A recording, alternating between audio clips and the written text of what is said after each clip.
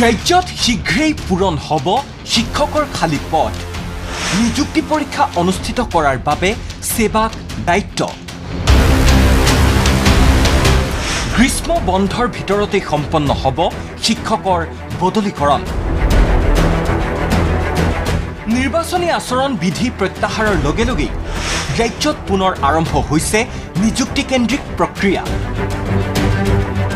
বিশেষকৈ ৰাজ্যৰ বিভিন্ন প্ৰান্তৰ শিক্ষানুষ্ঠানত খালী হৈ থকা শিক্ষকৰ পদসমূহ পূৰণৰ বাবে ইতিমধ্যেই যাৱতীয় প্ৰক্ৰিয়া আৰম্ভ কৰিছে ৰাজ্যৰ স্কুল শিক্ষা বিভাগে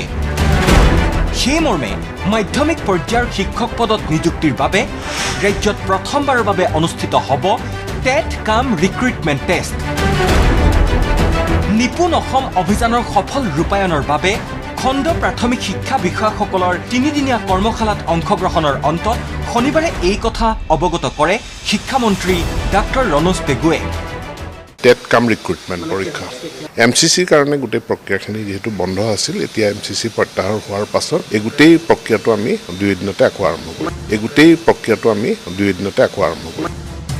2009 শিক্ষাৰ অধিকাৰ আইন অনুসৰি প্ৰাথমিক পৰ্যায়ৰ শিক্ষক পদত নিযুক্তিৰ বাবে টেট উত্তীৰ্ণ হোৱাটো বাধ্যতামূলক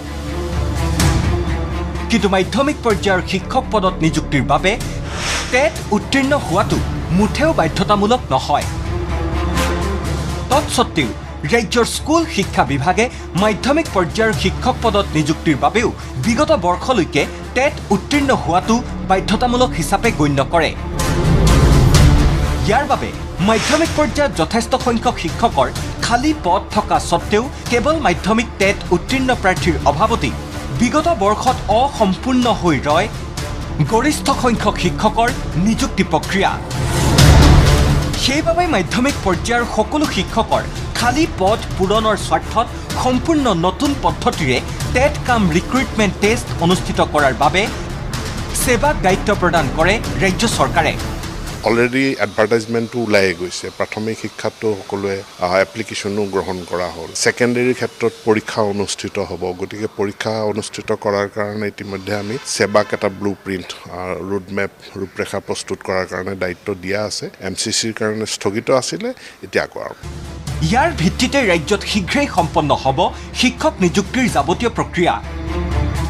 সমাগত গ্ৰীষ্ম বন্ধৰ সময়তেই অৰ্থাৎ জুলাইৰ ভিতৰতেই শিক্ষকৰ বদলীকৰণ প্ৰক্ৰিয়াও সম্পন্ন হ'ব বুলি অৱগত কৰে শিক্ষামন্ত্ৰীগৰাকীয়ে আইন মতে আমি গৰম বন্ধৰ সময়ত সকলোবিলাক ট্ৰান্সফাৰ হ'ব লাগে গতিকে গৰম বন্ধ আহি আছে গৰম বন্ধৰ আগে আগে যিখিনি আইন মতে সিদ্ধ মানে যিখিনি ট্ৰান্সফাৰ পোৱাৰ যোগ্য সকলোৱে অৰ্ডাৰ লাভ কৰিব